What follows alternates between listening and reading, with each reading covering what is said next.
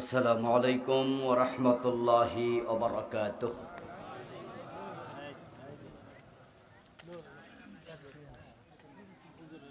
আলহামদুলিল্লাহ আলহামদুলিল্লাহি নাহমাদুহু ওয়া নাস্তাঈনুহু ওয়া নাস্তাগফিরুহ ওয়া নাউযু বিল্লাহি মিন শুরুরি আনফুসিনা ومن سيئات أعمالنا من يهد الله فلا مضل له ومن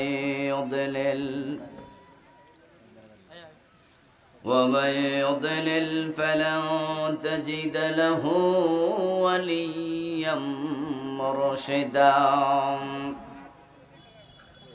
وأشهد أن لا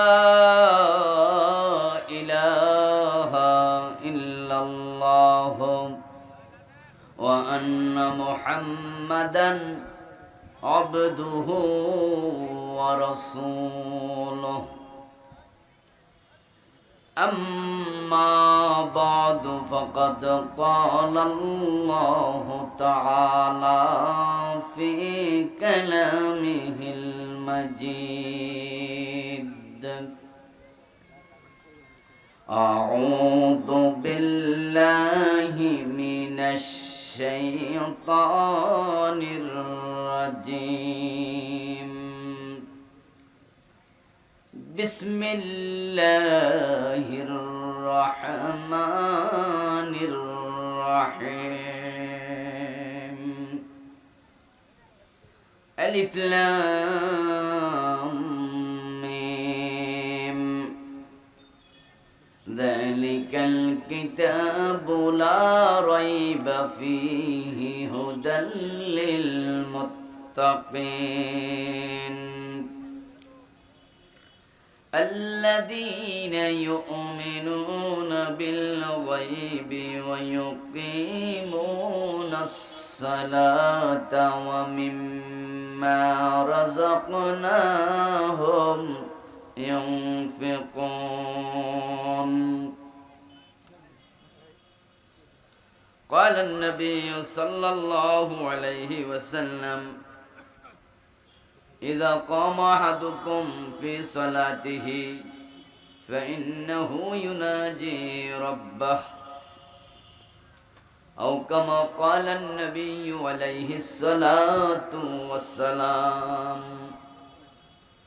সকলে মেহেরবানি করে দুরূদ ইব্রাহিম পড়ুন। আল্লাহুম্মা সাল্লি আলা মুহাম্মাদিন ওয়া আলা আলি মুহাম্মাদ كما صليت على إبراهيم وعلى آل إبراهيم إنك حميد مجيد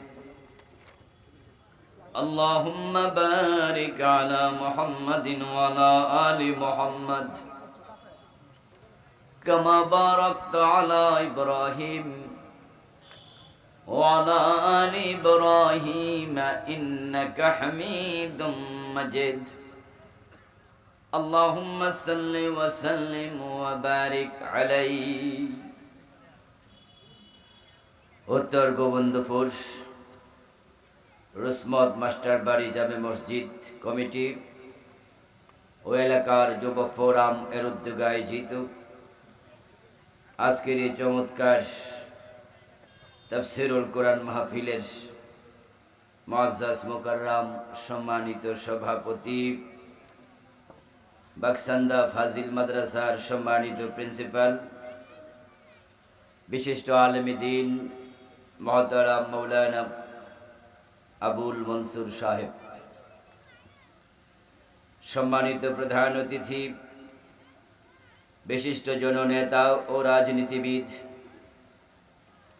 জনাব মোহতারাম আলহাজ শাহজাহান পারভেজ সাহেব, মোহতারাম আনিসুর রহমান,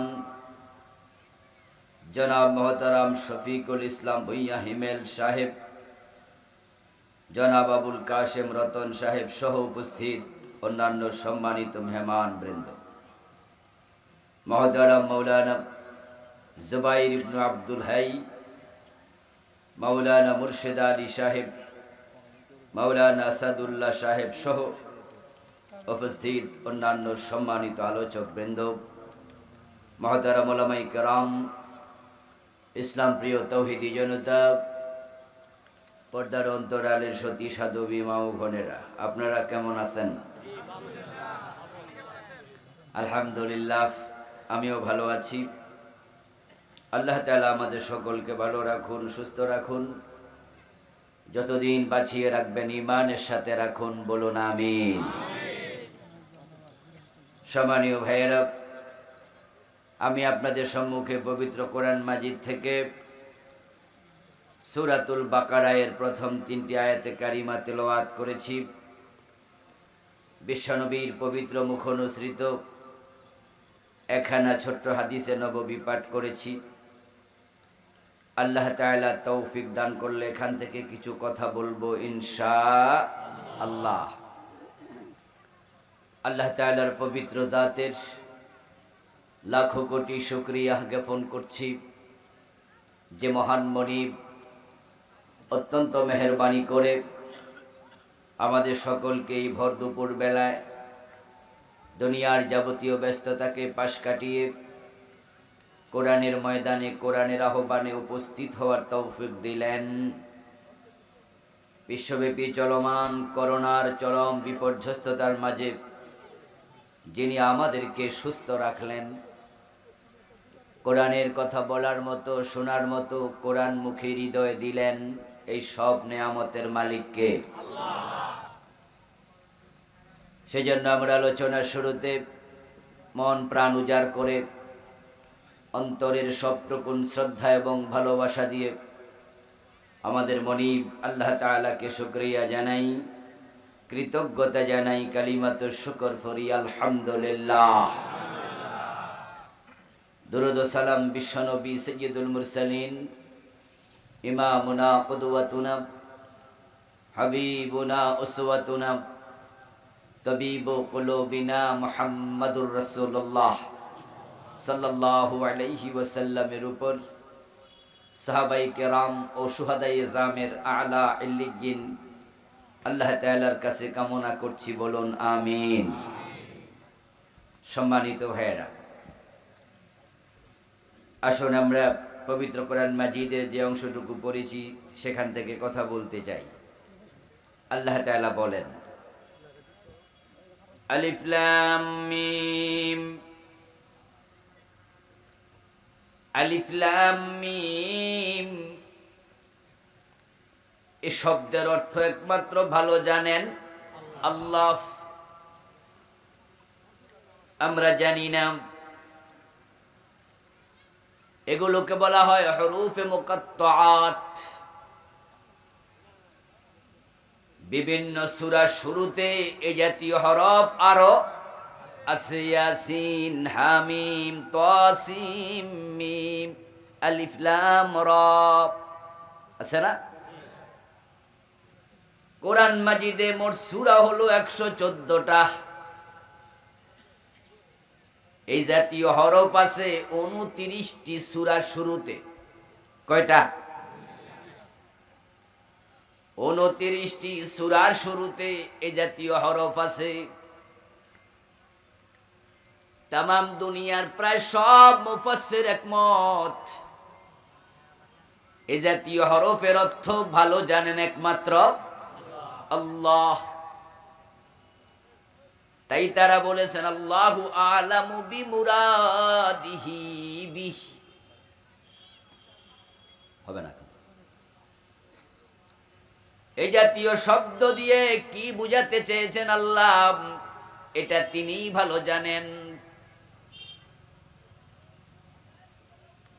কোন কোন মুফাসসির বলেছেন হাদা সিররুম বাইনাল্লাহি ওয়া বাইনা রাসূলিহি। এই শব্দগুলো হলো আল্লাহ এবং তার রাসূলের মাঝখানে গোপন রহস্য, গোপন ভেদ। আল্লাহ এটা অন্য কাউকে জানাতে চান না। যেহেতু এটা আল্লাহ এবং রাসূলের মাঝখানে গোপন রহস্য, সেখানে আমাদের নাক গলানোর কোনো দরকার নাই। আমরা বললাম আলিফ লাম মিম, এর অর্থ জানে কে?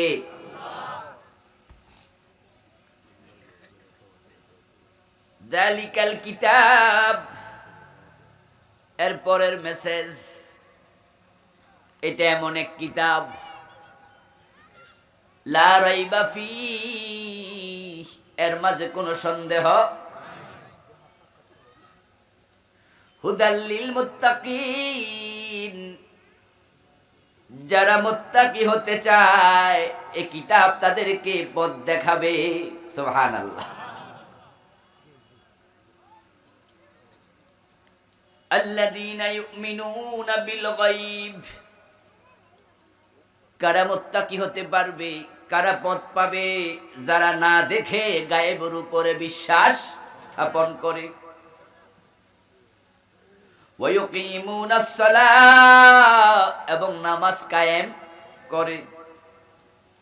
ওয়া মিম্মা রাযাকনাহুম ইউনফিকুন, তাদেরকে যে রিজিক আমি দিয়েছি সেটা আল্লাহর রাস্তায় খরচ করে।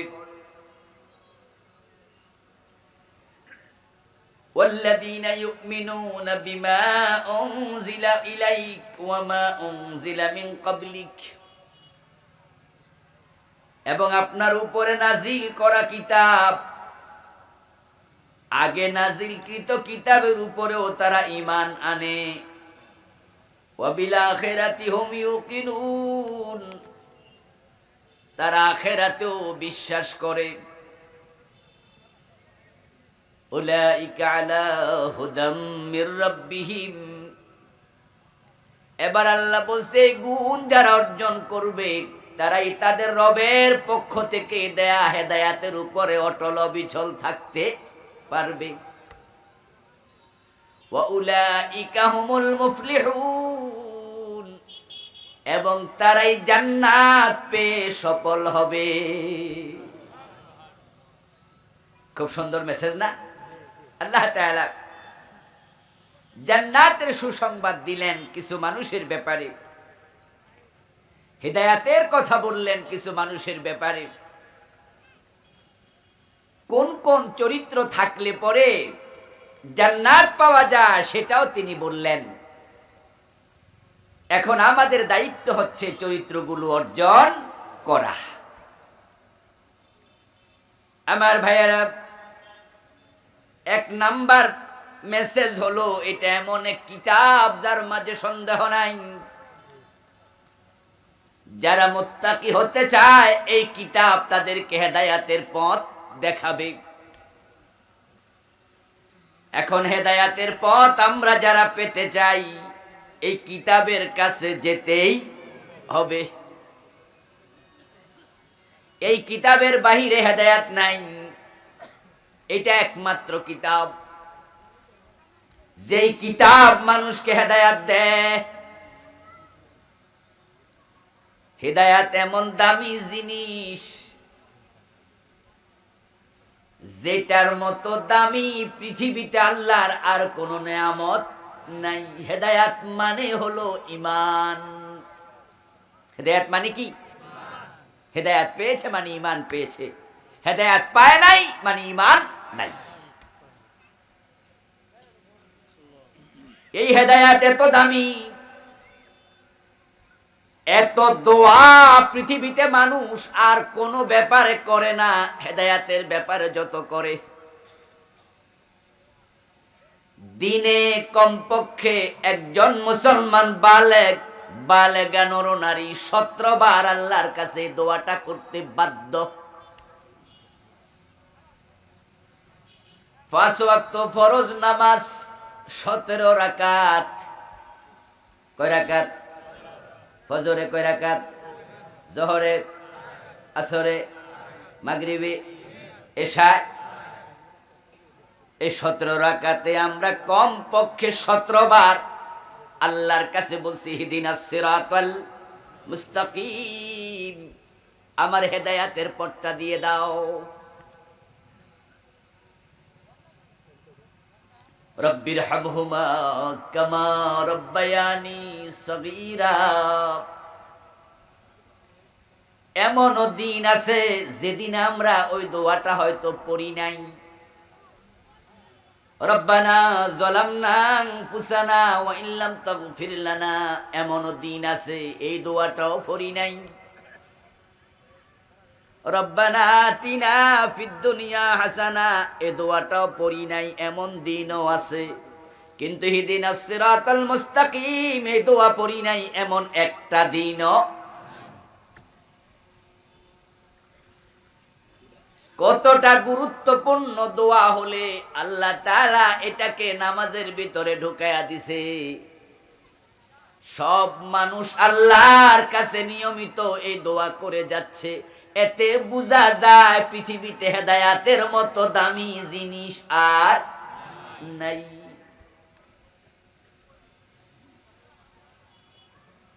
এই হেদায়াত পেতে হলে কোথায় যেতে হবে? ঠিকানা না জানলে ঝামেলা। স্বর্ণ কিনতে হলে চা দোকানে গেলে স্বর্ণ পাওয়া যাবে? কথা বলেন বলেন। স্বর্ণ কিনবেন, মেয়ে বিয়ে দেবেন, ছেলে বিয়ে করাবেন, 1-2 ভরি 3 ভরি স্বর্ণ কিনতে হবে। স্বর্ণ কেনার জন্য যেই বাড়ি থেকে রওনা দেয়, সে স্বর্ণ কেনার জন্য মুদি দোকানে যায় না, চা দোকানে যায় না, যায় নাকি? কাপড় দোকানে। সে জানে এটা মুদি দোকানে পাওয়া। পকেটের মাঝে লাখ টাকা আছে, অ্যাকাউন্টে কোটি টাকা আছে, স্বর্ণ 10-15 ভরি কিনা আপনার জন্য কোনো ব্যাপারই না। পকেট ভর্তি, ব্যাগ ভর্তি টাকা আছে, কিন্তু স্বর্ণ দোকানে না যাইয়া মুদি দোকানে গেলে টাকা থাকবে বটে, কিন্তু স্বর্ণ কেনার ব্যবস্থা ওখানে নাই। তাই আগে ঠিকানা বুঝতে হবে। এখন আমাদের দেশের সব মানুষ হেদায়াত চায়। হেদায়াত পাওয়ার জন্য দুপুর বেলায় কেউ খাইয়া আইছে, কেউ খাইয়াও আসে নাই, কেউ আজকে ছুটি নিছে, কারো গুরুত্বপূর্ণ কাজ ছিল, আজকে পারতাম না, আবুল কালাম আজাদ হুজুর আসবে, মাহফিলে যাওয়া লাগবে, তাই কাজ করে নাই, চলে এসেছে। এমনও 2-4 জন আছে না নাই? সাইকেল চালায়া 10 মাইল দূর থেকে এসে গেছে, এমন লোক। উদ্দেশ্য হেদায়াত পাওয়া। এখানে আসলে হালুয়া রুটি দেয়া হবে না, যাওয়ার সময় গাড়ি ভাড়া দেওয়ার সম্ভাবনা নাই, বরং উল্টা চাওয়ার সম্ভাবনা। আমার কানে কানে কয়ে দিছে কিছু লইয়াও দিয়েন। আমি কই আমি তো এসব করি না, পারিও না। হুজুর এরপরেও আমাদের উঠছে কম, অনুরোধ থাকলো। আমি বললাম আচ্ছা দেখবনি। গাড়ি ভাড়া দেয়াবে না কেউ, উল্টা নেবে। মাহফিলে গেলে কিছু টাকা পয়সা দেয়া লাগে, এটাও আমাদের জানা আছে না নাই? এরপরও কেন আসলেন? নিজে সাইকেল চালায়া, নিজে পায়ে হেঁটে, কামগাজ রাইখা আমার চেহারা দেখার জন্য? উদ্দেশ্য হেদায়াত পাওয়া। হেদায়াত পাওয়ার জন্য উত্তরবঙ্গ থেকে হিল ট্যাক্সে চলে যায় মেজবান্ডার দরবার শরীফে, এমন কিছু লোকও আছে না নাই? হেদায়াত পাওয়ার জন্য নান্দাইল থেকে চলে যায় দেওয়ানবাগ দরবার শরীফের মতিঝিলে বাবে রহমতে, এমন কিছু লোকও আছে না নাই? সিনায় যায়, সরমনায় যায়, কত জায়গায় যায় মানুষ হেদায়াত পাওয়ার জন্য পাগল পাড়া। আপনাদের মতো যারা, তাদের কথা বলছি, গাঁজাখোর, সুদখোর, ঘুষখোরদের কথা বলছি না, বেনামাজি বেরোজগারির কথা বলছি না। আপনাদের মতো ভালো মানুষ আমার আলোচনা যারা শুনছেন, সবার অন্তরে হেদায়াত পাওয়ার একটা কামনা আছে না নাই? সবার আছে, কিন্তু সবাই তো ঠিকানাটা জানে না। তাই হাজার হাজার মানুষ, মন ভালো, চিন্তাও ভালো, ভুল ঠিকানায় যাওয়ার কারণে হেদায়াত পাচ্ছে না। হেদায়াত কোন ব্যক্তির হাতে নাই। হেদায়াত আল্লাহ তাআলা রেখেছেন কোরআনের ভিতর।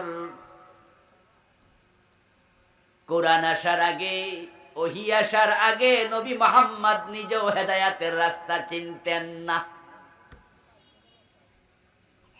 সূরাতুদ দুহার মাঝে আল্লাহ বলতেছেন, ওয়াজাদাকা দাল্লান ফাহাদা। তিনি আপনাকে পেয়েছিলেন পথের ব্যাপারে অনবহিত অবস্থায়, অতঃপর আপনাকে হেদায়াত দিয়েছেন কে? ফাহাদা, তিনি আপনাকে হেদায়াত দিয়েছেন। মা কুনতা তাদরি মাল কিতাবু ওয়ালাল ঈমান।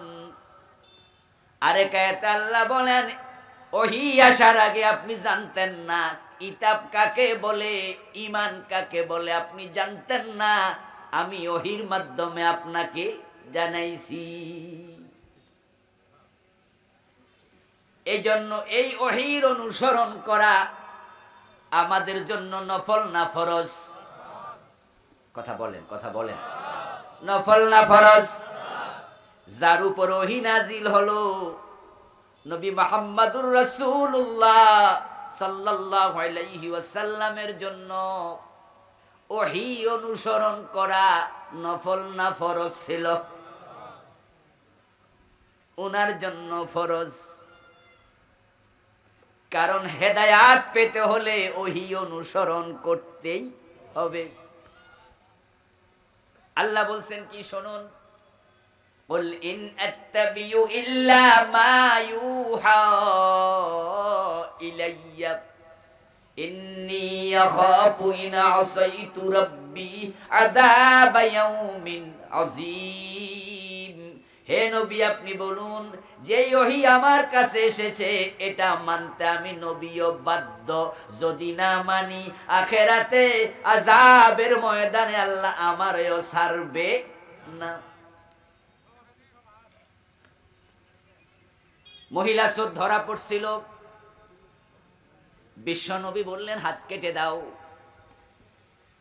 রাসূলের নাতি, পালক পুত্র জায়েদের ছেলে ওসামা রাদিয়াল্লাহু তাআলা আনহু এসে বলে, না না দাদা, হাত না কেটে অন্য শাস্তি দেয়া যায় কিনা একটু বিবেচনা করুন। মেয়েটার বিয়ে হয় নাই, যদি হাত কেটে দেন বিয়ে হওয়ার সম্ভাবনা কমে যাবে। এই মেয়েটার বংশের নাক কান কাটা যাবে, লজ্জা পাবে। অন্য শাস্তি দেয়া যায় কিনা একটু ভাবুন। বিশ্বনবী কি বললেন? আল্লাহর কসম, যদি আমার মেয়ে ফাতেমা চুরি করে, আমি ফাতেমার হাতটাও কেটেই দেব। এই কথা বলার কারণটা কি? রাসূল একটু বিবেচনা করলে অসুবিধা কি ছিল? এই যে আমাদের চেয়ারম্যান সাহেবরা কত চোর ধরা পড়ে একজনেরও হাত কাটে না, অসুবিধা কি? আমাদের হাকিমরা কত চোরের মামলার রায় দিয়া জেলে দেয়, হাত কাটে না, অসুবিধা কি?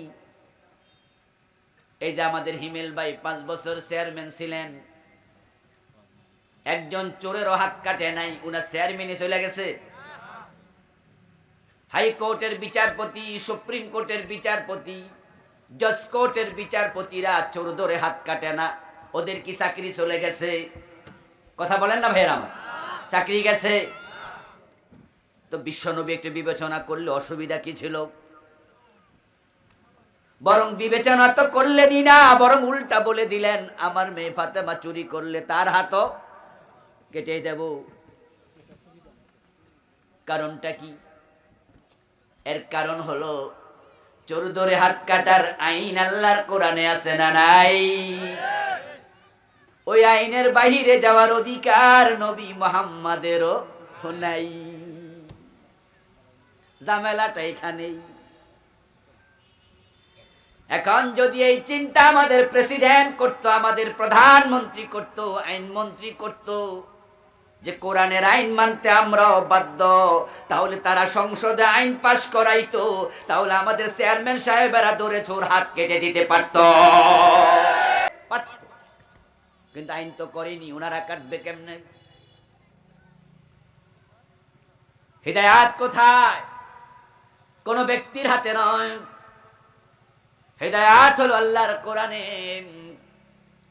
এটা অনুসরণ যে করবে সেই হিদায়াত পাবে, যে কোরআন অনুসরণ করবে না সে হিদায়াত পাবে না।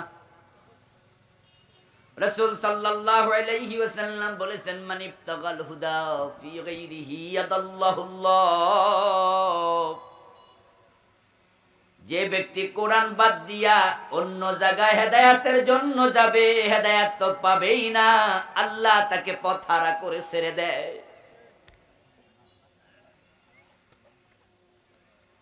এক লাখ 14,000 সাহাবীর সামনে বিদায় হজের দিন বিশ্ব নবী বললেন, তারাকতু ফীকুম আমরাইন লা তাদিল্লু মা তামাসসাকতুম বিহিমা কিতাবাল্লাহি ওয়া সুন্নতি। আমি তোমাদের কাছে দুটি জিনিস রেখে যাচ্ছি, যতদিন তোমরা সে দুটো জিনিসকে আঁকড়াইয়া ধরবা পথ হারা হবে না, পথের উপর থাকতে পারবা। আদ্দু আলাইহা বিন নওয়াজিস, ও দুটাকে মাড়ির দাঁত দিয়া শক্ত করে কামড়াইয়া ধরে রেখো। আমি চলে যাব, দুটি জিনিস রেখে যাব, পথ হারা হবে না, হেদায়াতের উপরে থাকবা যতদিন সে দুটাকে আঁকড়াইয়া ধরে রাখতে পারবা। কটি জিনিস?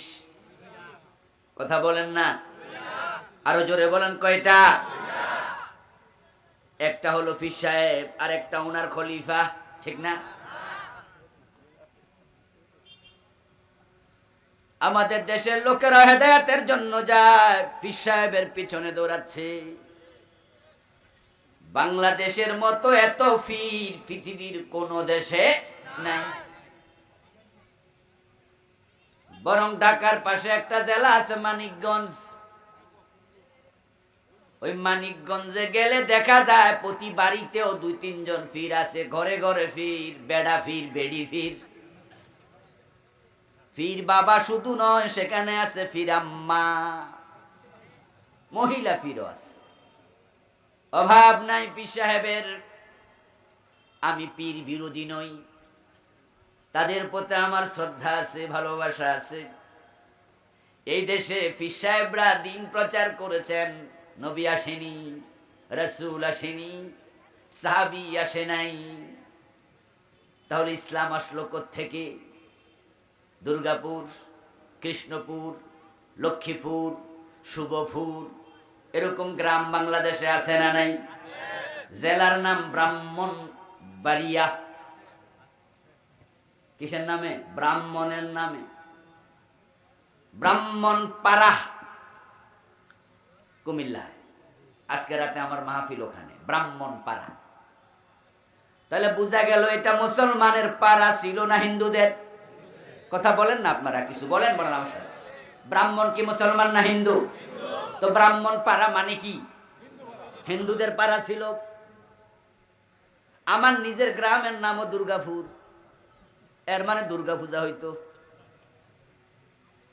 এত কৃষ্ণপুর, এত শুভপুর, এত দুর্গাপুর, এত লক্ষ্মীপুর, এত ব্রাহ্মণপাড়া, এত ব্রাহ্মণবাড়িয়া, এত ব্রাহ্মণ সরাই লোকে, এত মুসলমান আসলো থেকে? আসমান থেকে নাজিল হয়েছে? তো নবী আসে নাই, রাসূল আসে নাই, সাহাবী আসে নাই, দিন প্রচার করলো কে? এই দিন প্রচারের পিছনে পীর সাহেবদের ভূমিকা আছে না নাই? এটা আমি স্বীকার করি।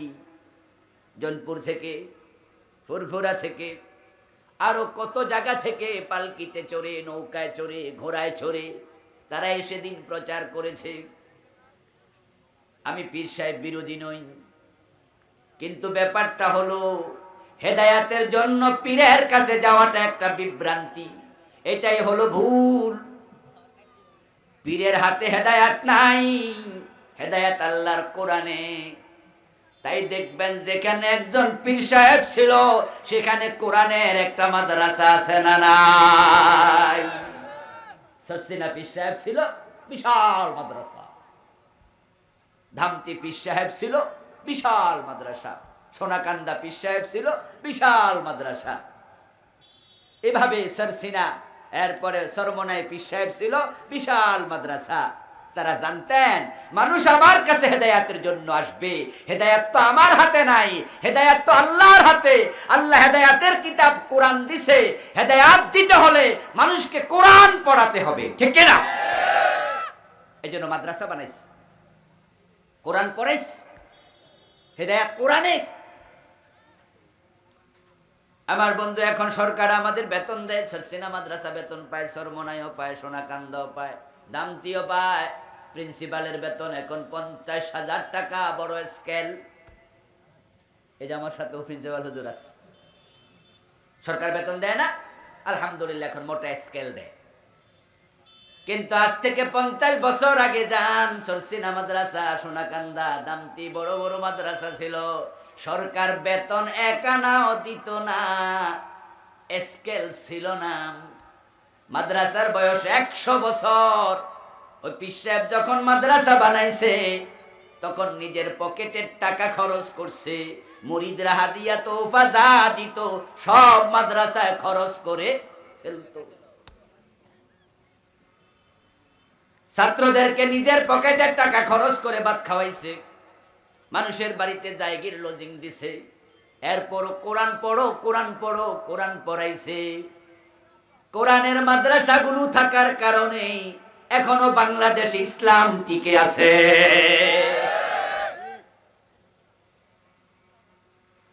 নানুপুর বিশাল বড় মাদ্রাসা আছে না নাই? পীর সাহেব হুজুর আছে, মাদ্রাসাও আছে। এখন আপনারা যারা হেদায়াতের জন্য মাহফিলে এসেছেন, আবুল কালাম আজাদের কাছে হেদায়াত নাই। আমি জান্নাতের পথ নিজেই তো চিনি না, আপনারে কেমনে চিনাবো? আজকে জোহরের নামাজ পড়ছি আমি দক্ষিণ দিকে ফিরে, এই তো কিছুক্ষণ আগে আপনাদের এখানে আজান হলো, আজানের পর আপনারা এখানে জামাতে নামাজ পড়লেন, আমিও ঘরে জামাতে নামাজ পড়ছি, কিন্তু বাড়িওয়ালা আমারে কয় এটা পশ্চিম, আমি এদিকে ফিরে পড়ছি। আজকে আমার কাছে এখনো মনে হয় এটা দক্ষিণ। উত্তরের দক্ষিণ লাগে, দক্ষিণের পূর্ব লাগে, পশ্চিমের দক্ষিণ মনে হয়। এমন ঝামেলা আপনাদের হয় কিনা? একটু দূরে গেলে হয় কিনা? পথে তো চিনি না আমরা। আর জান্নাতের পথ এত সোজা, পূর্ব পশ্চিম চিনি না, দূরে গেলে ঝামেলা লাগে। এই ঝামেলা সরসিনার পীর সাহেবের লাগে না, কথা কয় না আমার ভাইয়েরা? চরমনার হুজুরের হয় না, ডাকালিয়ার প্রিন্সিপালের হয় না, হোক। কিন্তু হাটহাজারী মাদ্রাসার যিনি প্রিন্সিপাল, ওনার এই জাতীয় ঝামেলা নাই। ওমা উতিতুম মিনাল ইলমি ইল্লা কলিলা। এই ঝামেলার কারণ আমাদের এলেম অনেক বেশি না সামান্য? এলেম খুব কম, আমরা খুব কম জানি। আল্লাহ কয় তোমাদেরকে আমি খুব সামান্য এলেম দিয়েছি। এই একটা সাউন্ড বক্স আমার দিকে ফিরিয়ে দেন তো, আমার দিকে। জি, আল্লাহ তাআলা বলছেন তোমাদেরকে আমি ইলম দিয়েছি বড় সামান্য। ওই সামান্য ইলম দিয়ে দুনিয়ার মানুষগুলো পূর্ব পশ্চিমে ঠিক মতো চিনে না। তাই যখন গ্রামের রাস্তায় যাই, পথ যদি না চিনি, ড্রাইভারকে বলি মানুষরে জিগা, ফাসআলু আহলাদ যিকর ইন কুনতুম লা তা'লামুন। তোমরা যদি না জানো, যে জানে তাকে জিজ্ঞাসা করো। আদেশ করছে কে? আল্লাহ। আল্লাহ ভালো করে জানে, আমরা সবকিছু জানবো না। এই জন্য জান্নাতের রাস্তা কন্ট্রোল করেছেন আল্লাহ। ওই জান্নাতের পথ দেখানোর জন্য আল্লাহর রাসূল বলেন দুটি জিনিস রেখে গেলাম, আকড়ায়া ধরিও, পথ হারা হবে না। এক নাম্বার কিতাব আল্লাহ, কোরআন। দ্বিতীয় নাম্বার সুন্নতি আমার হাদিস। এই দুটা যে আঁকড়া ধরবে সে জান্নাতের পথ খুঁজে পাবে। পীর সাহেব হুজুরদের কাছে যাওয়া যায় এক শর্তে, সেই সত্যটা হলো তারা আপনাকে কোরআন শিখাবে, কোরআন পড়তে বলবে। একজন শিক্ষক আর কিছু নয়। কোন পীর মুরিদকে জান্নাতে নিতে পারবে না। পারবে? কথা বলেন না ভাইয়েরা? হ্যাঁ হলে হ্যাঁ বলবেন, না হলে না বলবেন। এতগুলো মানুষ কথা না বললে তো মজা পাচ্ছি না। কোন পীর জান্নাতে নিতে পারবে? পীরের জান্নাত কার হাতে? পীরের জান্নাত কার হাতে? উনি আপনাকে কেমনে জান্নাতে নেবে?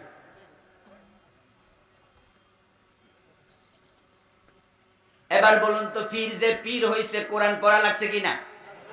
কথা বলেন না, লাগছে কিনা? হাদিস পড়া লাগছে কিনা? তো উনিও তো হেদায়েত শিখে কোরআন হাদিস থেকে। এখন আপনি বলবেন হুজুর উনি কোরআন হাদিস জানবে, যাই না আমরা রে জানাইয়া দেবে, দ্যাটস এনাফ। আমি বলবো জি না, মুসলমানের ধর্ম এটা নয়। বেদ পড়বে কে? ঠাকুর মশাই। ইনজিল পড়বে কে? পাদ্রী মশাই। এটা খ্রিস্টানদের নিয়ম। ইনজিল পড়বে পাদ্রী, বেদ পড়বে, গীতা পড়বে, মহাভারত রামায়ণ পড়বে ঠাকুর। কিন্তু মুসলমানের ধর্ম তা নয়। হুজুর শুধু কোরআন পড়বে না, বরং সব মুসলমানের জন্য ইলম শিক্ষা করা ফরজ। কোরআন হাদিসের মৌলিক ইলম আপনাদেরকেও শিখতেই হবে। এটা না শিখে পীরের কাছে গেল মুসিবত। আগে কোরআনের কাছে যান, তারপরে কিছু বুঝে না আসলে ব্যাখ্যা জানার জন্য, বুঝ নেয়ার জন্য, আমল করার তরিকা শিকার জন্য পীরের কাছে, উস্তাদের কাছে যান। কোরআন বাদ দিয়া যায়েন না। কোরআন বাদ দিয়া যাওয়ার কারণে আজকে ভণ্ড পীরের হাতে পইরা অনেক মুরিদ ঈমান হারাচ্ছে, ঈমানটা পর্যন্ত হারাচ্ছে। ঈমান ছিল, পীরের বাড়ি যাওয়ার আগ পর্যন্ত ছিল, ওখানে পৌঁছার পরে ঈমান শেষ হয়েছে। গেছিল ভালোর লাইগা, উল্টা হয়েছে। বয়স 80 বছর, জীবনে কোনদিন আল্লাহ ছাড়া কারোর সেজদা দেয় নাই। নামাজ টামাজ মাঝে মাঝে কিছু কাজা করছে, আবার পড়ছেও, কিন্তু সেজদা 80 বছর জীবনে যে কয়বার দিছে, শুধু কারে দিছে? অন্য কারোরে। এখন নাতি একটা ঢাকা ইউনিভার্সিটি পড়ে, হেতে বাড়িয়ে কয় দাদা এক পীরের সন্ধান পাইছি, ওই পীর সাহেবের কাছে গেলে ডাইরেক্ট জান্নাত পাওয়া যায়। কি রে কস নাতি, এটা আবার কোন পীর? কই ঢাকা যাইবানি আমার লগে, সামনে শুক্রবার আছে। এখন দাদার মনে একতি পীর সাহেবদের প্রতি আমাদের সবার কম বেশি শ্রদ্ধা আছে। কই চল দেখে আসি। নাতির সাথে গেছে, যাইয়া দেখে পীরের দরবারে বিশাল লাইন, দামি দামি প্রাডো, পাজেরো, মার্সিডিজ, অনেক দামি দামি গাড়িতে করে লোকেরা নামতেছে, শিক্ষিত লোকেরা, পয়সাওয়ালা লোকেরা। দাদা কয় নাতি আলিশান কারবার আনলি কই রে? কই বিশাল বড় পীর, দেখো না কত দামি দামি গাড়িওয়ালারা, পয়সাওয়ালা শিক্ষিত লোকেরা লাইনে খাড়াইছে। দাদা মনে মনে কয় এতদিন আসল জায়গায়।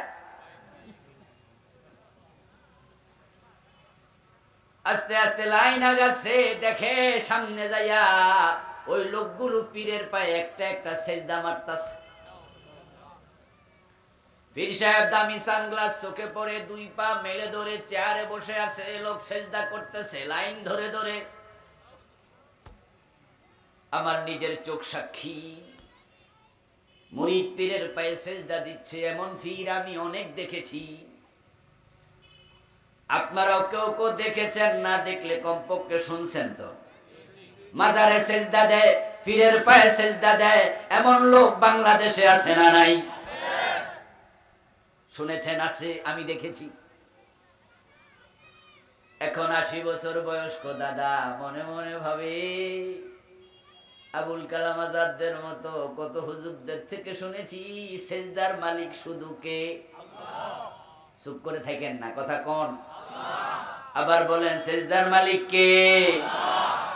কিন্তু আজকে যে দেখতাছি সব শিক্ষিত লোকেরা হুনারও দিতেছে, ঘটনা কি? নাতিরে জিগায়, কিরে নাতি এখন কি দেখতাছি? কই দাদা এটা সেজদায়ে তাজিমি, এটা দিলে অসুবিধা নাই। আর তুমি কি হেরাচ্ছে বেশি বোঝো? যারা দিতাছে না বুঝা দিতাছে। দাদা মনে মনে কয় কি করি কি করি, লাইনেও খারাইছি কি করি, সাথে শয়তান আছে না নাই? বিশ্বনবী বলেন এমন কোন মানব সন্তান নাই যার সাথে শয়তান নাই। আমি নবী মুহাম্মাদের সাথেও একটা শয়তান আছে।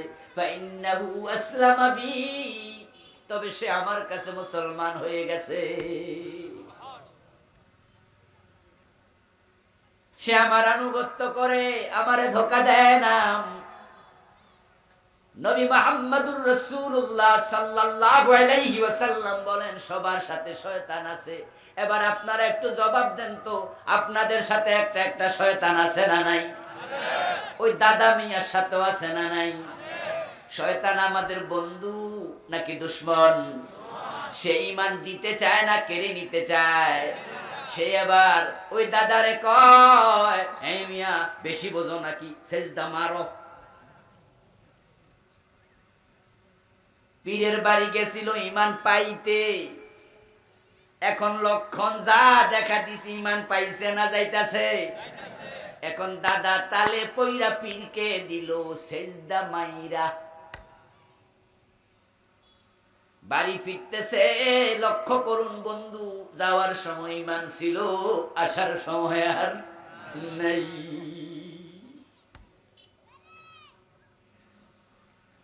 ওই বেটা যদি কোরআন পড়তো, কোরআন আল্লাহর কোরআনে আল্লাহ তাআলা বলেন ওয়াকাদা রাব্বুকা আল্লা তা'বুদু ইল্লা ইয়্যা,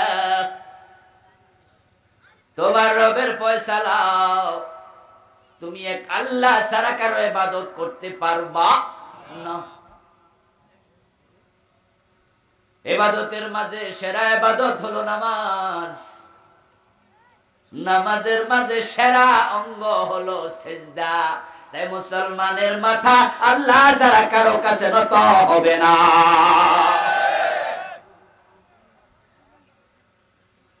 কোরআন না পড়ে গেছে ঈমান হারাইছে। পীর সাহেবের দরবারে গেছে হেদায়েতের জন্য, গিয়ে দেখে বেড়াও লাফায় বেড়িও লাফায়, পর্দা করে না, সরাসরি মহিলা মুরিদ বানাচ্ছে, এমন পীরও আছে না নাই? এখন বেটা মুরিদ হইছে। পীর সাহেব হুজুর কয় একা একা বেহেশতে যাইবা, বৌমারে নিবা না? মুরিদ মুস্কি হাসি দিয়া কয় হুজুর কি যে কোন, হেরে ছাড়া তো আমি বাজারেও যাই না। জুতা কিনতে গেল বউ লইয়া বাজারে যায়, এমন কিছু লোক আছে না নাই? হুজুর কয় তাহলে বেহেশতে যদি বউ মারে নিতে চাও, পরের বাড়াইতে বউ মারে সাথে কইরা, বউ নিয়া মেয়ে নিয়া পীরের কাছে যায়, নিজের বউ দিয়া পীরের পা টিপায়, এমন মুরিদ আছে না নাই? যদি বেটা কোরআন পড়তো, কোরআনের মাঝে পর্দার আয়াত আছে না নাই? আল্লাহর কোরআন তাকে বলতো যেই পীর পর্দা করে না তার কাছে মুরিদ হইও না, মুরিদ হইও না, সে পীর নয়, সে একটা আস্তা ভণ্ড। এজন্য আপনি কোরআন না পড়ে, হাদিস না পড়ে যদি আপনি পীরের কাছে হেদায়েতের জন্য যান, বিভ্রান্ত হওয়ার সম্ভাবনা। যালিকাল কিতাব লা রাইবা ফীহ, এটা এমন এক কিতাব যার মাঝে কোনো সন্দেহ নাই। হুদাল্লিল মুত্তাকিন, এটা মুত্তাকিদেরকে পথ দেখাবে। এর মানে যারা মুত্তাকি হতে চায় তাদেরকে কোরআনের কাছে যেতেই।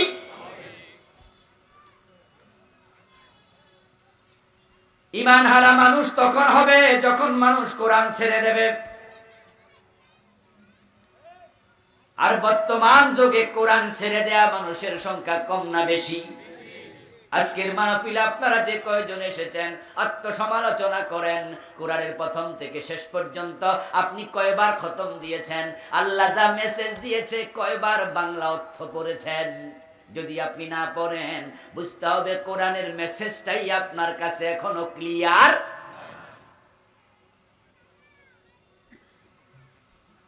মানুষ যখন কোরআন ছেড়ে দেবে আস্তে আস্তে মানুষ ঈমান হারা হবে। নামাজি থাকবে কিন্তু ঈমানওয়ালা থাকবে। আল্লাহর হাবিব বলছেন ইয়াতি আলান নাসি জামান ইয়াজতামিউনা ফিল মাসাজিদি লাইসা ফীহিম মুমিন। এমন এক জামানা আসবে মানুষগুলো জামাতের সাথে নামাজ পড়বে কিন্তু তাদের জামাতে একটা মুমিনও থাকবে না, ইমাম সাহেবও না, মুয়াজ্জিনও না, মুসল্লিও না। বাংলাদেশে এমন অনেক ইমাম এখন পাওয়া যায়, কোরআনের হাফেজ, কোরআনের আলেম, কিন্তু আল্লাহ কি বলছে সূরা ফাতিহার অর্থ ভালো করে জানে না, জানার চিন্তাটাও নাই। তো সে মেসেজ পাইলো কেমনে?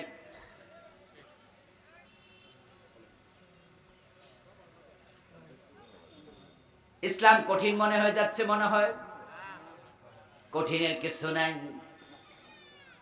আল্লাহ তাআলা এক নাম্বার মেসেজ যেটা দুনিয়ায় পাঠাইছে আমাদেরকে লক্ষ্য করে, প্রথম মেসেজ ছিল ইকরা বিসমি রাব্বিকাল্লাযী খালাক। পড়ো পড়ো পড়ো তোমার রবের নামে যিনি সৃষ্টি করেছেন। কি পড়তে বলেছেন? কোরআন পড়তে বলেছেন। এবার কান খুলে শুনুন, শুধু হরফের নাম কোরআন নয়, শব্দ এবং অর্থ দুটার সমন্বিত নাম হলো কোরআন।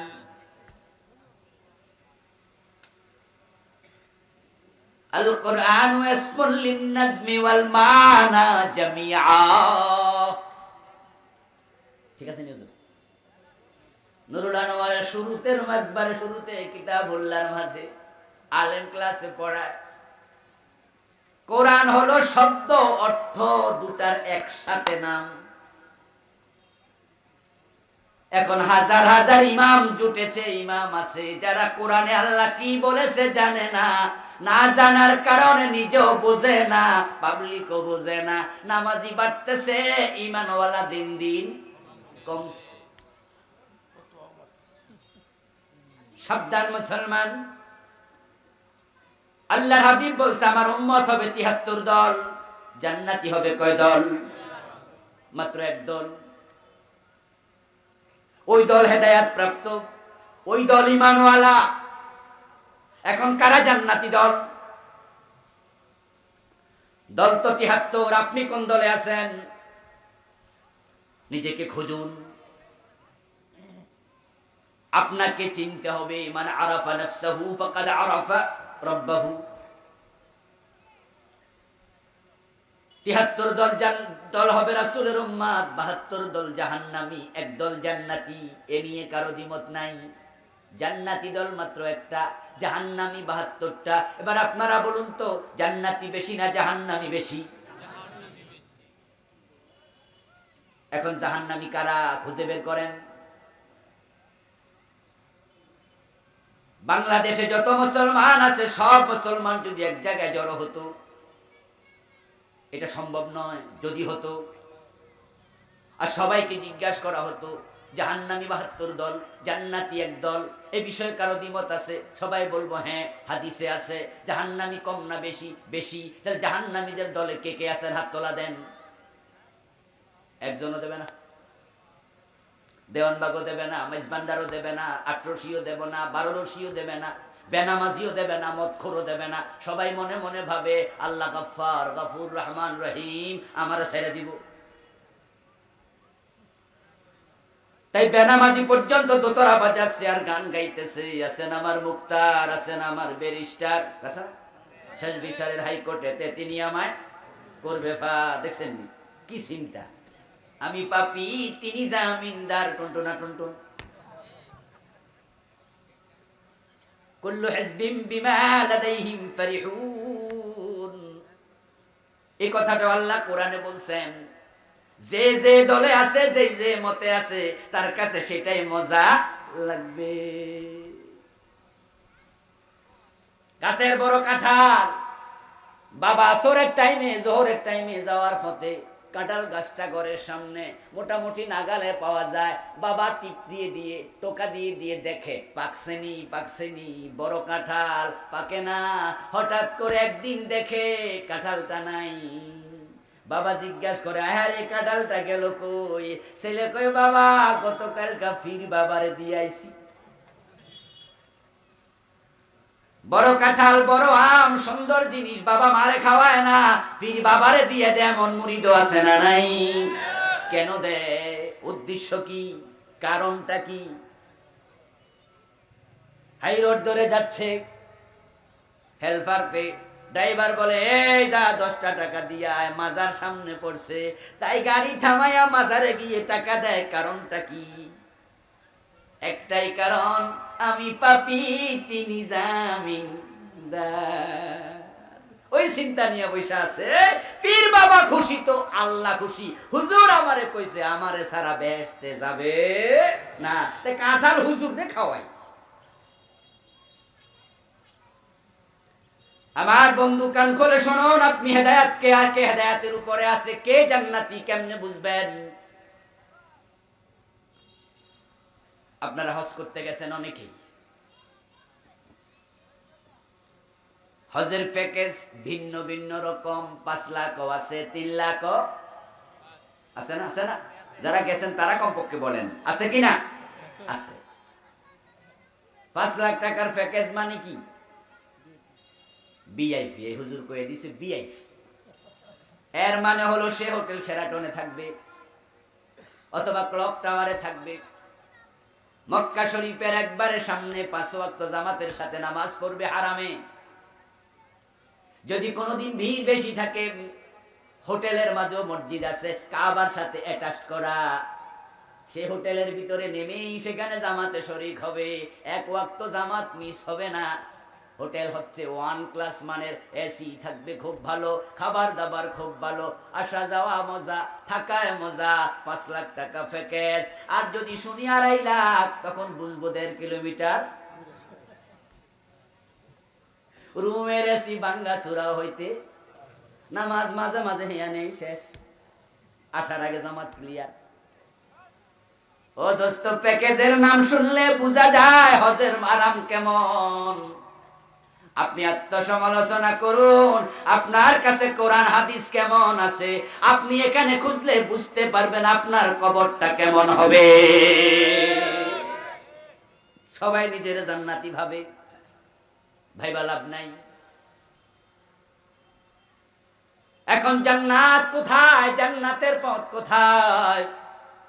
বিশ্বনবী হাতের মাঝে কাঠি নিলেন, মাটির মাঝে আঁকা বাঁকা অনেকগুলা আঁক দিলেন, তারপরে মাঝখানে স্ট্রেট একটা সোজা আঁক দিলেন, দিয়ে আবার জিজ্ঞাসা করেন সাথে যারা ছিলেন, এগুলো কি বোঝো নাকি? ক্বালু আল্লাহু ওয়া রাসূলুহু আলাম। তারা জবাব দিল, আল্লাহ রাসূল ভালো জানেন। বিশ্বনবী বলেন, আঁকা বাঁকা যত রাস্তা, যত পথ, সবগুলো জাহান্নামের রাস্তা, মাঝখানে সোজা একটা, এটাই হলো আল্লাহর জান্নাতের রাস্তা। এই হাদিসের শিক্ষা এবার আপনারা বলুন তো, জান্নাতের রাস্তা কয়টা? বলেন না ভাইয়া। সোজা না বাঁকা? সোজা শব্দের অর্থ হলো মুস্তাকিম, আর রাস্তা শব্দের অর্থ হলো সিরাত। নামাজ মুস্তাকিম, ও আল্লাহ আমাকে সোজা পথটা দেখাও। প্রতিদিন আপনি নামাজে 17 বার কমপক্ষে, সুন্নত যদি নাও পড়েন তাহলে 17 বার, আর সুন্নত ওয়াজিব পড়লে নফল পড়লে আরো বেড়ে যাবে। বারবার বলছেন হিদিনাস সিরাতাল মুস্তাকিম, আমার হেদায়েত দাও, সঠিক পথ দাও। সেটা কোথায় পাওয়া যায়? বাজারে কিনা যায়? ফ্যাক্টরিতে বানানো যায়? তো পাবেন কই? প্রথম সূরার নাম সূরা ফাতিহা, যেখানে আপনি হেদায়েত চান। দ্বিতীয় সূরার নাম সূরাতুল বাকারা। এবার শুরুতে আল্লাহ কয় যালিকাল কিতাবু লা রাইবা ফীহি হুদাল লিল মুত্তাকিন।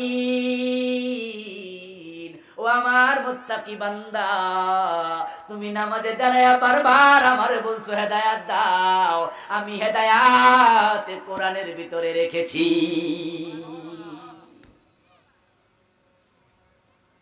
এ কোরআন হচ্ছে আমাদের মুক্তির সনদ। এটাকে ভালোভাবে আঁকড়িয়ে ধরতে হবে। আপনারা যারা কোরআন ছেড়ে দিয়েছেন সবাই আপনারা আসামি, সবাই আসামি। মামলার বাদী নবী মুহাম্মদুর রাসূলুল্লাহ।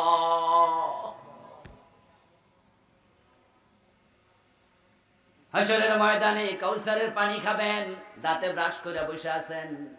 রাসূলের শাফাতে জান্নাতে গিয়ে কাঁঠাল খাবেন, মুছে তেল দিচ্ছেন। রাসূল শাফাতকারী, গান গাইতেছেন, গজল গাইতেছেন, হুজুররা বলতেছে আর শুনে কান সুখ পাচ্ছেন, মজা পাচ্ছেন। কিন্তু রাসূল মামলাকারী হবে, এটাও আল্লাহর কোরআনে। وقال الرسول يا ربي إن قوم اتخذوا هذا القرآن مهجورا। কিয়ামতের দিন বলবে রাসূল আল্লাহ, এই জাতি কোরআন ছেড়ে দিয়েছিল, তাদের বিরুদ্ধে আমি মামলা দিলাম, তুমি বিচার করো। 5টা ছেলে, একটা এমবিবিএস, আর একটা ইঞ্জিনিয়ার, আর একটা ইউনিভার্সিটি প্রফেসর, এরকম আছে না? বড় বড় শিক্ষিত, কিন্তু 5টার একটাও কোরআন পড়তে জানে না। এমন বাবাও আছে না নাই? সন্তানকে কোরআনই শিখায় নাই। এখানে আপনারা যারা বাবা আছেন, আপনাদের বলছি, 2টা সন্তান, একটা সন্তান, 3টা 5টা যে কয়টা হোক, আপনার উপরে 1 নাম্বার দায়িত্ব ছিল তাকে কোরআন শিক্ষা। কোরআন শিক্ষা দেবেন না, সন্তান দুনিয়া তো মানুষ হবে না, আখেরাত তো নাই, ঈমান তো চিনবেই না, বুঝবেও না।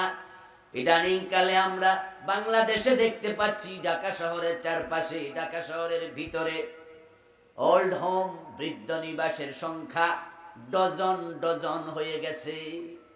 খোঁজ নিয়ে দেখা গেছে মা বাবা বুড়া হলে ঘরে জায়গা দেয় না, বৃদ্ধ নিবাসে পাঠায়া দেয়। এই অক্টোবরে গাজীপুরে একটি মাহফিলে গেলাম। বিগত অক্টোবরের কথা বলছি, 2 মাস আগে। ওখানে একজন নেতা, বর্তমান সরকারের, উনি অতিথি হয়ে আসলেন। উনি বললেন তার অতিথির বক্তব্যে, শ্রীপুরে একটি বিশাল ওল্ড হোম, সেখানে বুড়া বুড়ি আছে 400-র উপরে। উনি বললেন যে আমি দেখতে গেলাম, ওদের জিজ্ঞাসা করলাম, যাদেরকে সামনে পেলাম অনেককেই, কেউ বলেছে ছেলে অফিসার, কেউ বলেছে ইঞ্জিনিয়ার, কেউ বলেছে ডাক্তার, কেউ বলেছে ভার্সিটির প্রফেসর। আমি কোনো হুজুরের বাপ পাই নাই, আলেমের বাপ পাই নাই, জেনারেল শিক্ষিতদের বাপ মাকে পেয়েছি। এতেই প্রমাণ করে কোরআনওয়ালারা জালেম হয় না।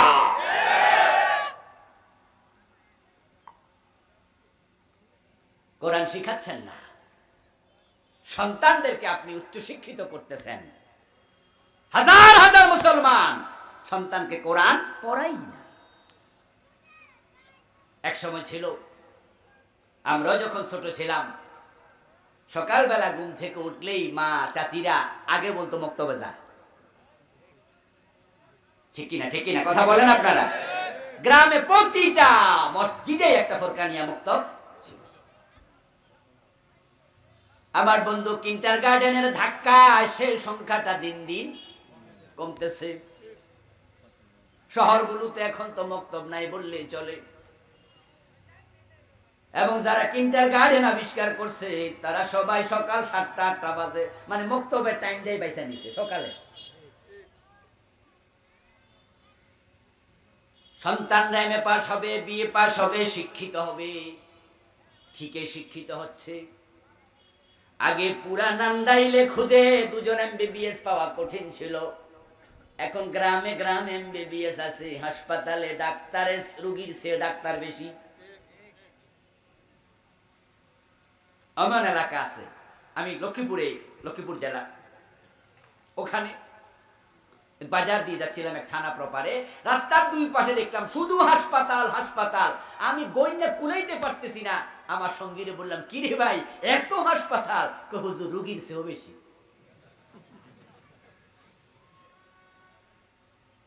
ইঞ্জিনিয়ারের অভাব নাই, এমএ পাশের অভাব নাই, বিএ পাশের অভাব নাই। রিকশাওয়ালার মেয়ে এমএ পাস, বিএ পাস, এমনও আছে না নাই?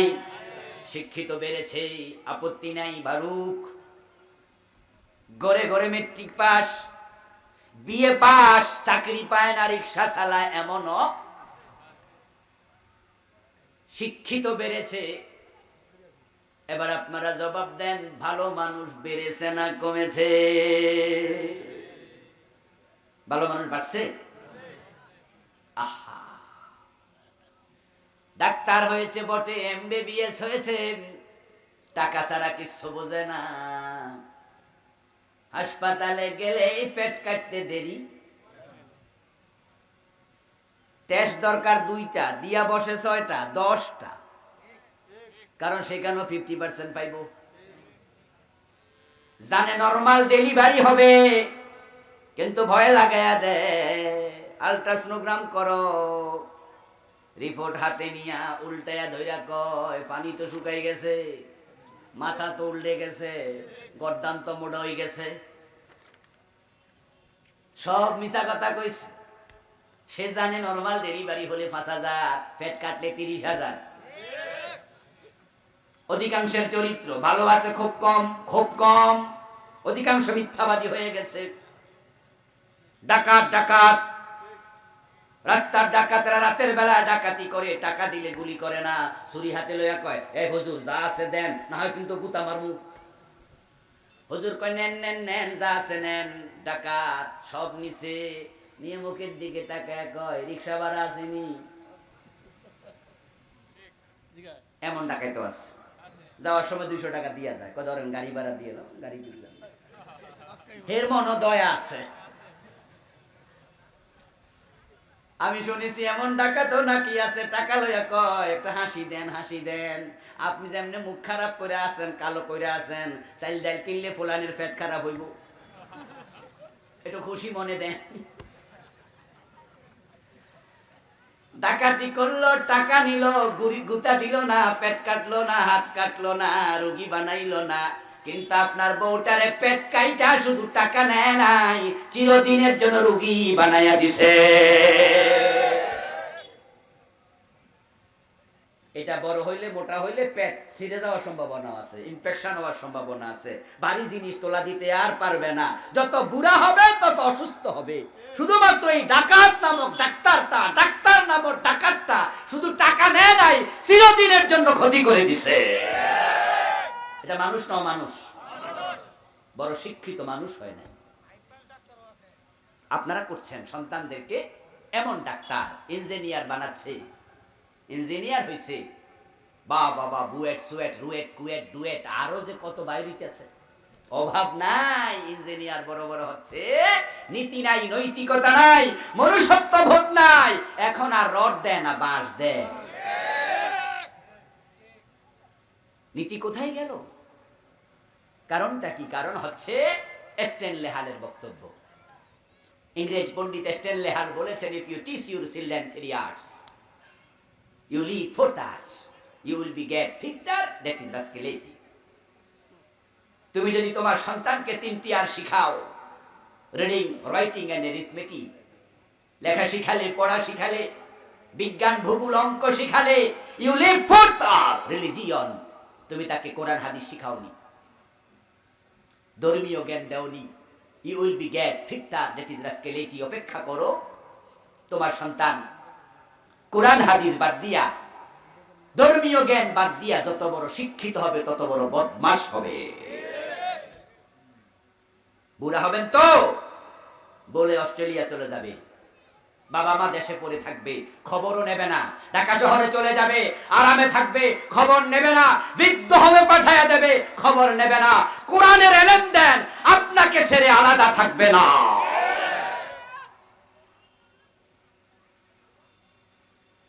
আমার বন্ধু আখিরাতে জান্নাত পেতে চান, হেদায়েতের পথ আপনাকে আল্লাহর কোরআন দেখাবে।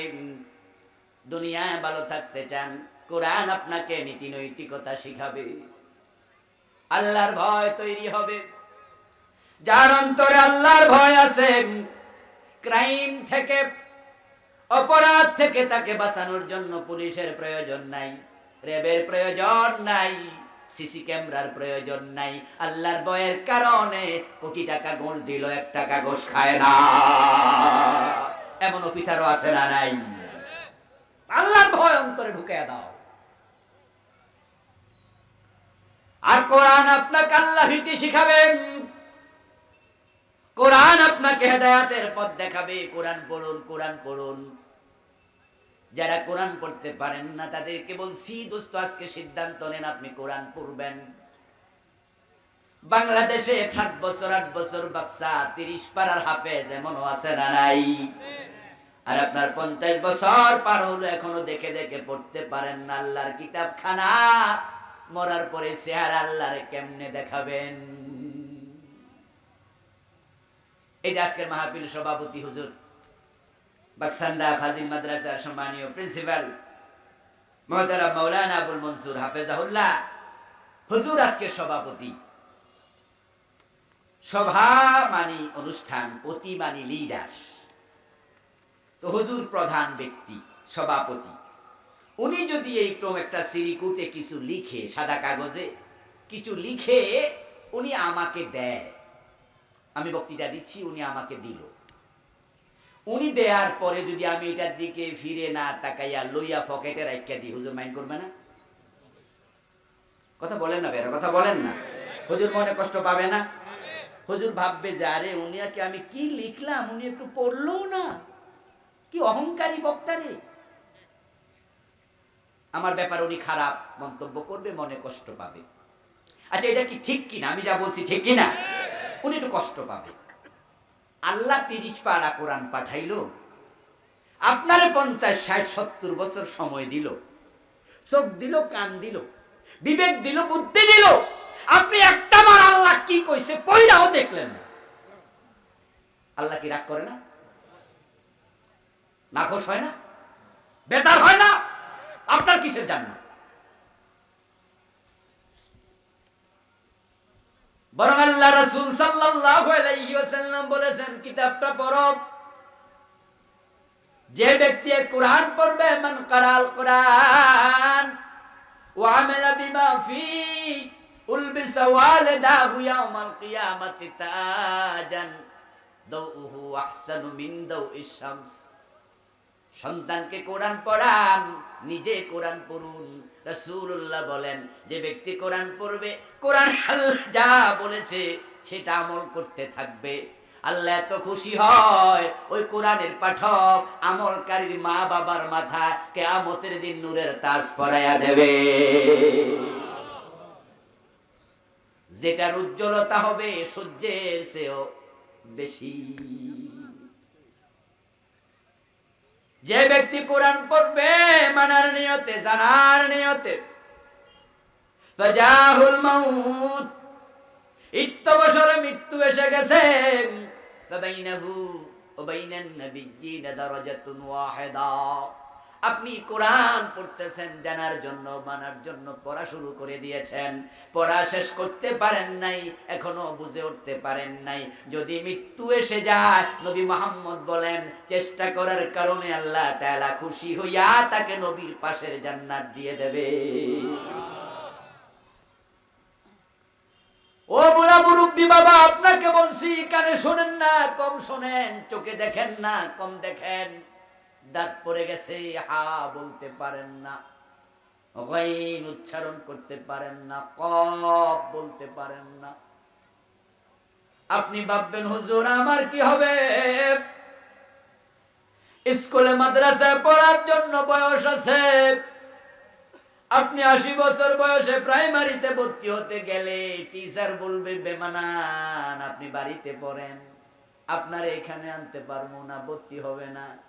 ও বন্ধু, মেট্রিক পাস না কইরা আইয়ে ভর্তি হওয়া যায় না, আইয়ে না পাস করে অনার্সে পড়া যায় না।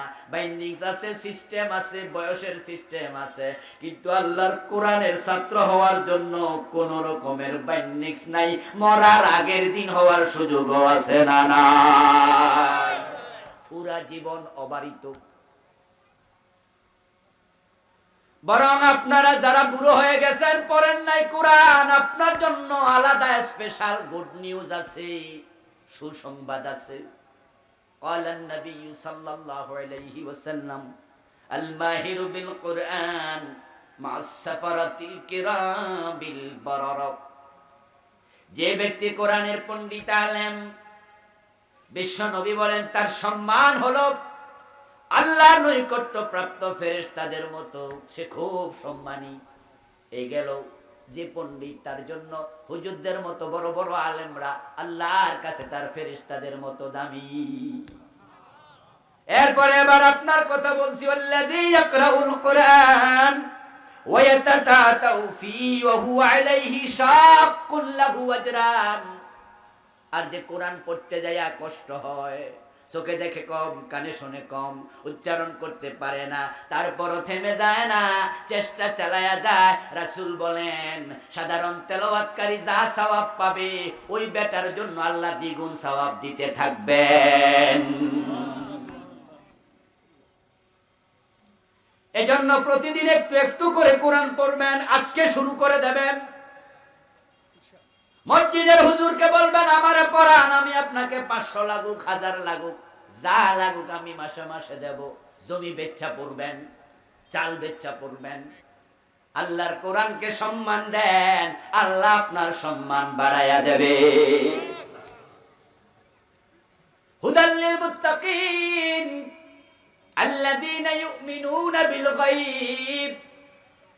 তারাই তো মুত্তাকি যারা গায়েবে বিশ্বাস করে। আল্লাহকে না দেখে বিশ্বাস করা, জান্নাত জাহান্নামকে না দেখে বিশ্বাস করা, ফেরেশতাকে না দেখে বিশ্বাস করা। আমাদের বিশ্বাস এমন, আমরা আল্লাহকে দেখি নাই, এরপর আমাদের বিশ্বাসের মাঝে সামান্য দুর্বলতা নাই। এগুলো মুমিনের গুণাবলী, কখনো কনফিউজ হবেন না। শয়তান মাঝে মাঝে এসে বলে আসমান বানাইছে কে? আপনি বলেন আল্লাহ। জমিন বানাইছে কে? আপনি বলেন আল্লাহ। তোমারে বানাইছে কে? আপনি বলেন আল্লাহ। এবার শয়তান মনের মাঝে উদ্রেক করে আল্লাহরে বানাইছে কে? আল্লাহর হাবিব সাল্লাল্লাহু আলাইহি ওয়াসাল্লাম বলেন শয়তান মাঝে মাঝে ঝামেলাও করবে, তখন তুমি পড়বা আউযু বিল্লাহি মিনাশ শাইতানির রাজিম। আমি শয়তান থেকে আল্লাহর কাছে আশ্রয় চাই।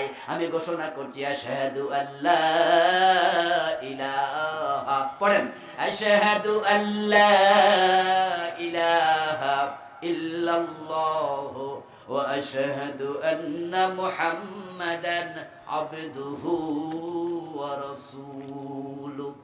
আপনি কালেমা পড়ে নেবেন, শয়তানকে দূরে সরাইয়া দেবেন।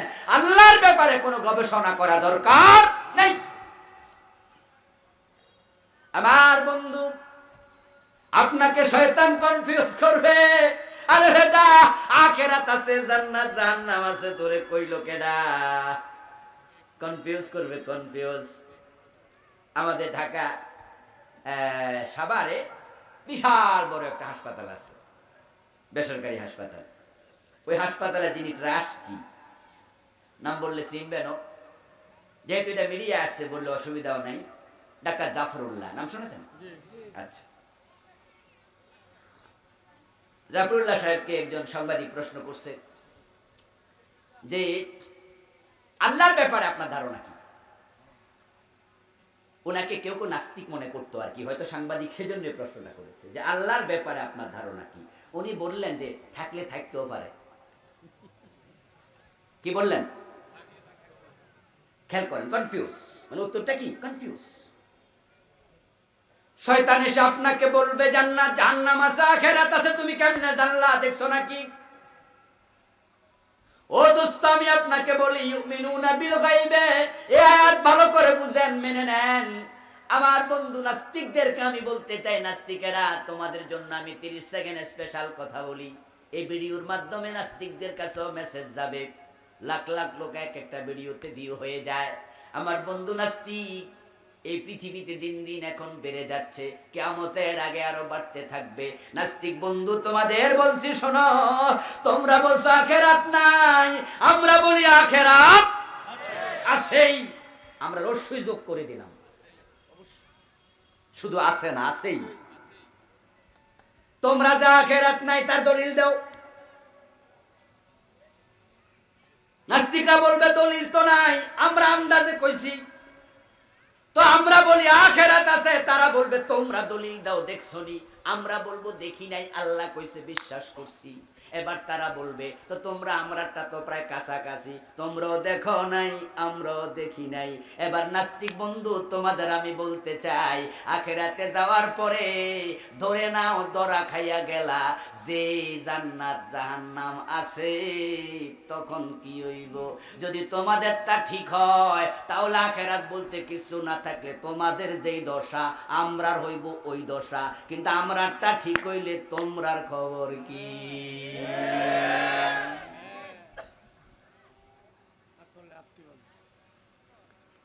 নাস্তিক হওয়ার মাঝে ঝুঁকি আছে না নাই? এরপরে আবার একটা কথা বলি, আখেরাত কমন সেন্স বলে লাগবে, স্বাভাবিক যুক্তি স্বাভাবিক বুদ্ধি বলে আখেরাত লাগবে।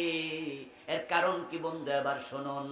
আমাদের দেশে যদি কেউ কাউকে গুলি করে মারে, একজন লোক একজনকে গুলি করলো, সে তাকে হত্যা করেছে, প্রমাণ হলো। প্রমাণ হওয়ার পরে রাষ্ট্রীয় আইনে তাকে কি দেয়া হবে? ফাঁসি, ঠিক না? তোর না কয় না, হ্যাঁ কয় না, হইছে কি? কি দেবে? আচ্ছা, ফাঁসি। কয়বার ফাঁসি দেবে? কয়জন মারছে? ওই গুলি দিয়া যদি একসাথে 5 জন মারতো, আমার বন্ধু গুলি ছুটছে একবারে লাগাতার, 5 জন গেছে মরে। একজন মারছে আর একজনে 5 জন মারছে। তাহলে যে একজন মারছে তারে ফাঁসি দিছে কয়বার? যে 5 জন মারছে হাকিম তারে ফাঁসি দিব কয়বার? তো বাকি 4 জন যে বেশি মারছে হে বিচার করব কেডা?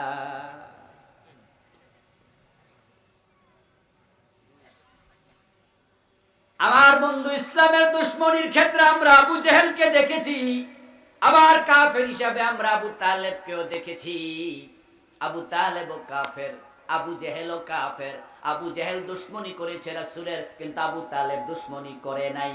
এখন দুইজনই কাফের, দুইজনের শাস্তি একরকম হইলে কমন সেন্স বলে এটা ঠিক হয় নাই।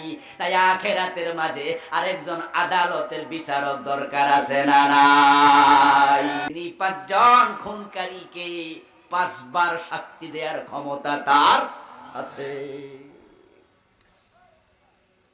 আল্লাযীনা ইয়াকুমুনাস সালাম, যারা নামাজ কায়েম করবে তারাই হেদায়েতের উপরে থাকবে।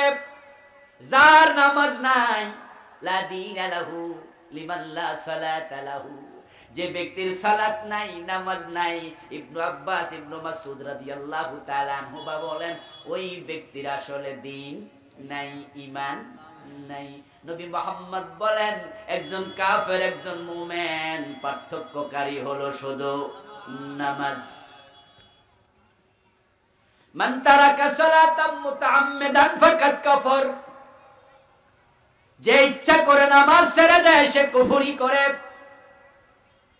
আজকের দিনও 3 ওয়াক্ত নামাজ, 2 ওয়াক্ত নামাজ চলে গেছে, জোহর গেছে, ফজর গেছে, গতকাল 5 ওয়াক্ত নামাজ গেছে, 5 ওয়াক্তর 1 ওয়াক্ত পড়ে নাই। এমন কিছু লোক নান্দাইলে আছে না নাই? আপনাদের নিজের ঘরে বাড়ি তো আছে না নাই? সে বাবা নামাজ পড়ে, ছেলে নামাজ। এটা হোসেনপুর?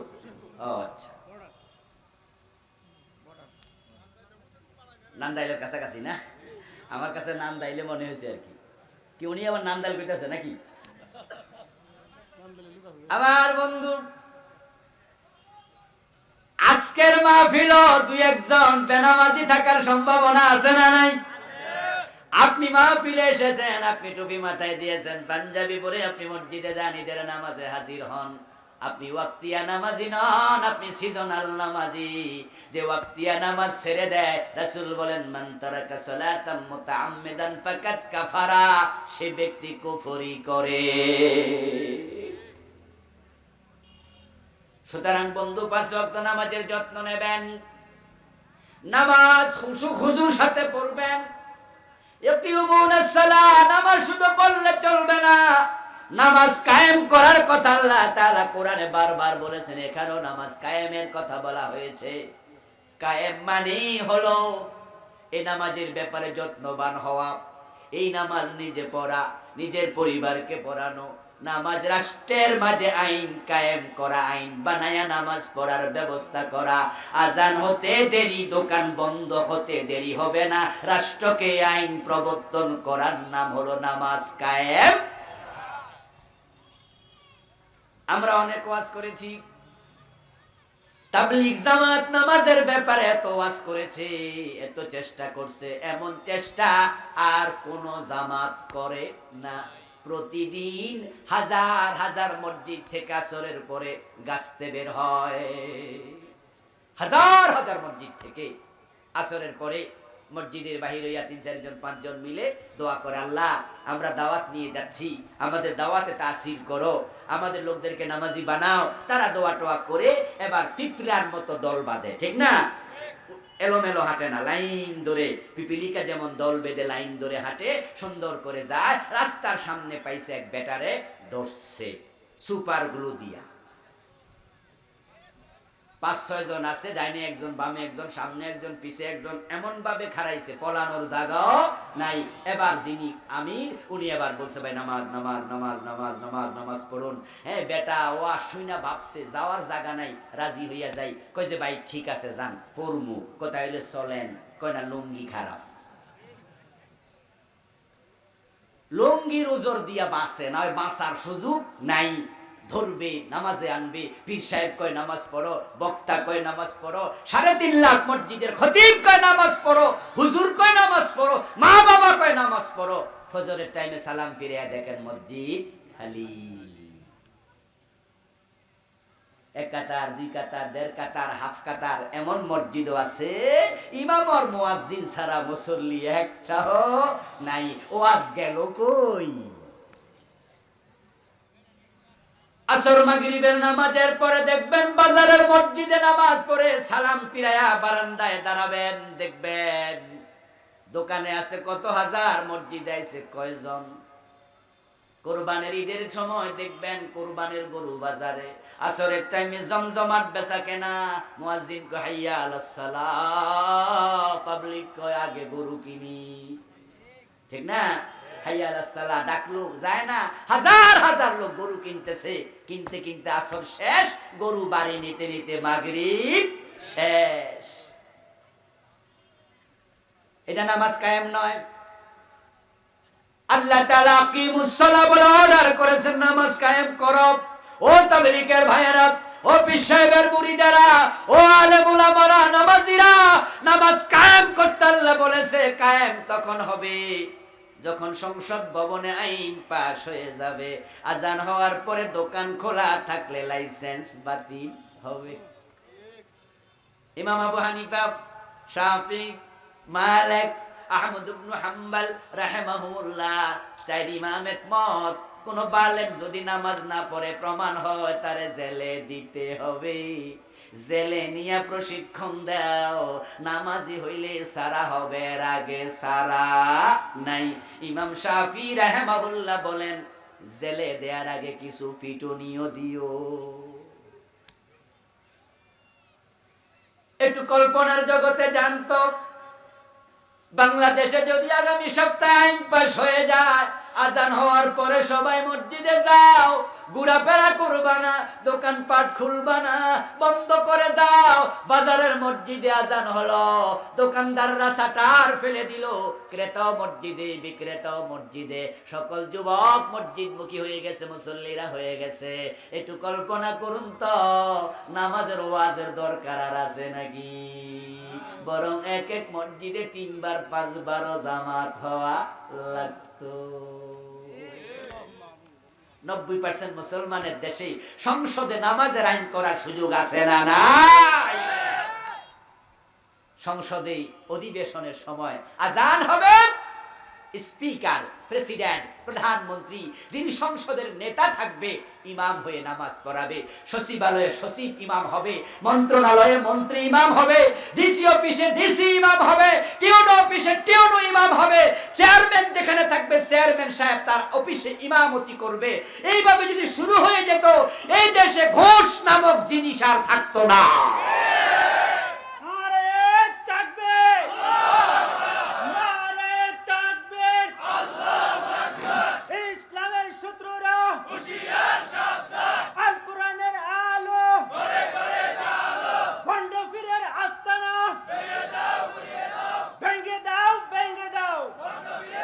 আমার বন্ধু ঘুষ খাবে কেডা? সচিবালয়ে যে ঘুষ চলছে, ঘুষ বাণিজ্যের সাথে সচিব সাহেবের কিছুটা সম্পর্ক আছে না নাই? উনি পার্সেন্টেজ খায়, সরাসরি ঘুষ। গত কয়েকদিন আগে আমাদের এক মন্ত্রী মহোদয় বলেছিলেন, আমরা কেন্দ্র থেকে যদি 100 টাকা পাঠাই, এলাকায় যাইয়া 10 টাকা পৌঁছে, 90 টাকা পৌঁছে থাইকা যায়। এমন অফিসার অফিসে আসে, সরাসরি ঘুষ চায়, ক্লায়েন্টকে বলে সিগনেচার দেব না, আগে ঘুষ দেন। ক্লায়েন্ট বলে, বলেন কি, এইভাবে আপনি ঘুষ ছাড়ছেন, উপরে কিন্তু বিচার দিমু। মুস্কি হাইসা কয়, কার কাছে বিচার দেবেন? সেও তো 2% খায়, সব কি আর আমি একা খাইনি? ফাইল নেওয়ার সময় কয় যে টাকা দিয়েন ভাই, কারণ এক জায়গা তো না, অনেক জায়গায় দিয়া টিয়া আমি করি। এমন কথা বলে কিনা? বলে কিনা? সচিব যদি ইমাম হয় নামাজের, টিউনো সাহেব ইমাম হয়, হাইকোর্টের বিচারপতি ইমাম হয়, সব নেতাগুলোকে ইমামের জায়গায় দাঁড় করায়া যদি দেয়া যেত। ইসলাম নামাজ কায়েম করার রীতি এর জন্য শিখাইছে, কারণ মানুষ যদি নামাজি হয়ে যায়, মানুষের জীবন থেকে করাপশন কমে যায়। ইন্নাস সালাতা তানহা আনিল ফাহশাই ওয়াল মুনকার। আমার ভাইয়েরা, একটু পরে আসরের আজান হয়ে যাবে। আজানের পরে আমরা আর কথা বলার পরিবেশ পাবো না। আজকের মাহফিলে এসে আপনারা খুশি না বেজার? এই মাহফিলটা ভবিষ্যতে চলুক, আপনারা চান কিনা? যারা যারা চান একটু হাত তোলা দিয়ে ওদেরকে দেখান তো। নারায়ে তাকবীর, নারায়ে তাকবীর। ডান হাতটা একটু তুলে রাখবেন, ডান হাতটা। 30 সেকেন্ড কষ্ট দেব। চেয়ারম্যান সাহেব ভাইও মাশাআল্লাহ 10-এর লাঠি। ওদের ইনকাম কম হয়েছে, আমারে বলছে, আমি টাকা তুলতে পারি না, দিলে সওয়াব হবে, জান্নাত পাবেন, এগুলো সবই জানেন। আল্লাহকে দেখানোর জন্য, খুশি করার জন্য এই ডাইন হাতটা আমিও পকেটে দেব। আপনারা দিতে রাজি আছেন কিনা? 2 টাকা হলেও দেবেন, 10, 20, 50, 100, 1000, প্রত্যেকে ডাইন হাতটা একটু প্লিজ পকেটে দেন। এর মাঝে যারা 10,000 দেবেন, 20,000 দেবেন, 5,000 দেবেন, বড় অঙ্ক দিলে অন্যরা শুনলে উৎসাহিত হবে। আপনারা একটু মুখে বলেন, হ্যাঁ, আপনাদের এই টাকাটা আমরা ঘোষণা করব, আপনাদের জন্য স্পেশাল দোয়াও করব ইনশাআল্লাহ। যে যা পারেন দিন, উঠবেন না, আমরা দোয়ার দিকে যাচ্ছি। যারা প্রশ্ন উত্তর দেওয়ার সময় নেই, আপনারা যারা একটু বেশি টাকা দেবেন, 10-20,000, তারা একটু বলেন। 5,000 দেবেন, 1,000 দেবেন, এরকমও বলতে পারেন। আছেন কি কেউ? আর আপনাদের কাছে যাচ্ছে ভলান্টিয়াররা, মেহেরবানি করে সবাই সহযোগিতা করুন।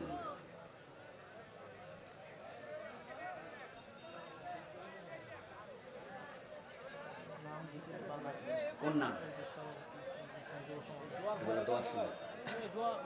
ও ভাইরা, স্টেজে আমার লেখা নতুন একটি বই এসেছে, ব্যক্তি ও পরিবার গঠন ইসলাম। আগে 4টা ছিল। এনামুল হক, আমেরিকা প্রবাসী, 2000।